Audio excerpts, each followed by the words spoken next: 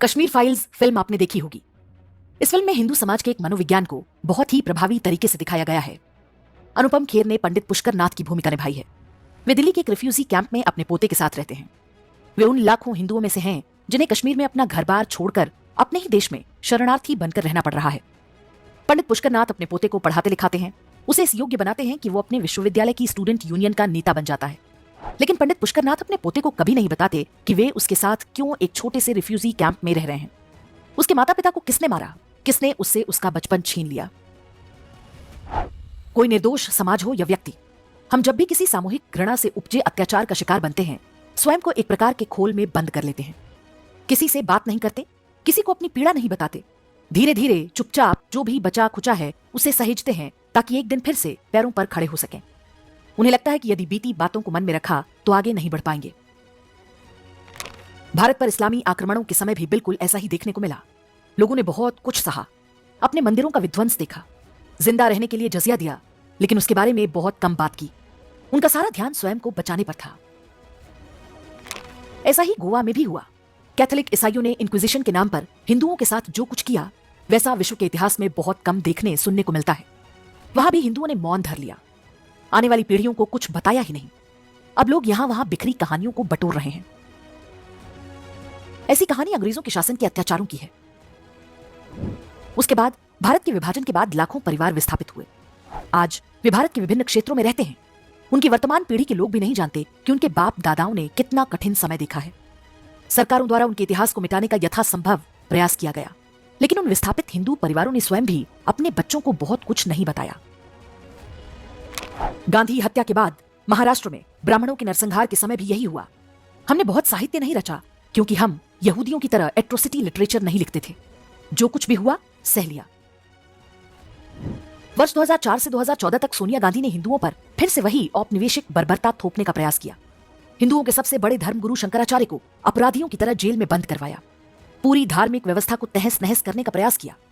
आतंकवाद के आरोप लगाकर बड़ी संख्या में साधु संतों को यातनाएं दिलवाईं। हजारों वर्ष पुरानी हिंदू परिवार व्यवस्था को तहस नहस करने वाले कानून बनाए गए। भारतीय इतिहास के उन 10 काले वर्षों को हम मात्र एक दशक में ही लगभग भूल चुके हैं। हमने आपको वो सारे प्रमुख उदाहरण बताए जिनसे पता चलता है कि एक समाज के रूप में हम कैसे स्वयं पर हुए अत्याचारों को भुला देते हैं और अपने शत्रुओं को क्षमा कर देते हैं। लेकिन क्या यह कहना पूरी तरह उचित है कि हिंदू सब भूल जाते हैं? मनोविज्ञान के अनुसार कोई सभ्य समाज अपने साथ हुए अन्याय को कभी नहीं भूलता। इस पीड़ा को ट्रांसजेनरेशनल ट्रॉमा कहते हैं। इसके अनुसार व्यक्तियों की तरह परिवार और समाज की भी एक सामूहिक स्मृति होती है जो एक पीढ़ी से दूसरे में स्थानांतरित होती है। ये कई चरणों में अलग अलग तरीके से मैनिफेस्ट या प्रकट होती है।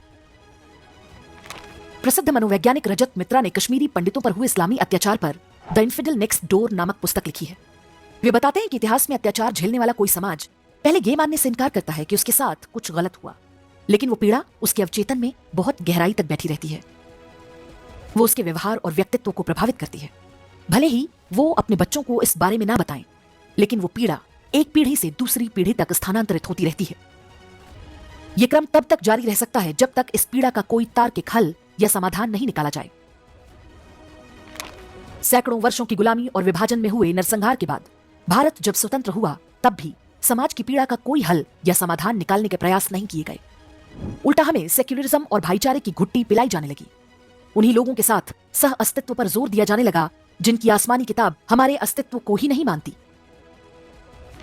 अफ्रीका में रंगभेद की समाप्ति के बाद ट्रुथ एंड रिकंसिलिएशन कमीशन बनाया गया था, जिसका यही काम था कि वो समाज के अवचेतन में बैठे भय और पीड़ाओं का समाधान निकाले। भारत में ऐसा कुछ नहीं हुआ। उल्टा पूरे हिंदू समाज को गंगा जमुनी तहजीब जैसे फर्जी सपने दिखाकर भरमाने का प्रयास शुरू हो गया। लेकिन वे भारतीयों के अवचेतन मन में बैठे ट्रांसजेनरेशनल ट्रॉमा को दबा नहीं पाए। धीरे धीरे ही सही, समाज आज जाग रहा है। उसे अपने पूर्वजों पर हुए अत्याचार पता चल रहे हैं। वो पुराने पन्ने खंगाल रहा है। हर पुरानी बात जिसे ढकने के प्रयास हुए उसे याद कर रहा है। हर उस नकली नायक को नकार रहा है जिन्हें हम पर थोप दिया गया था। हजारों वर्ष पुरानी एक सभ्यता के पुनर्जीवित होकर खड़े होने की प्रक्रिया में ये एक महत्वपूर्ण चरण है। अब ये कहना सही नहीं है कि हिंदू बहुत जल्दी भूल जाते हैं। हिंदू सब याद रखते हैं।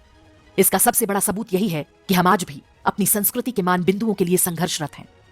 ये संघर्ष तब तक जारी रहेगा जब तक कि हम 1000 वर्ष के अत्याचारों और अन्यायों का एक तार्किक समाधान नहीं पा जाते।